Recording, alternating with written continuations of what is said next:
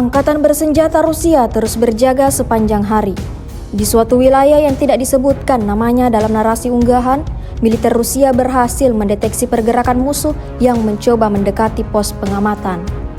Rekamannya ramai beredar di media sosial Telegram pada Jumat 26 April 2024. Setelah berhasil mengidentifikasi, sekelompok tentara Ukraina langsung dimusnahkan oleh awak ATGM Rusia. Hasilnya seperti yang terlihat dalam rekaman. Bidikan awak ATGM Rusia tepat mengenai sasaran dan seketika membuat target tewas mengenaskan pada operasi militer malam hari tersebut. Sejak video ini beredar, beragam komentar dituliskan warganet.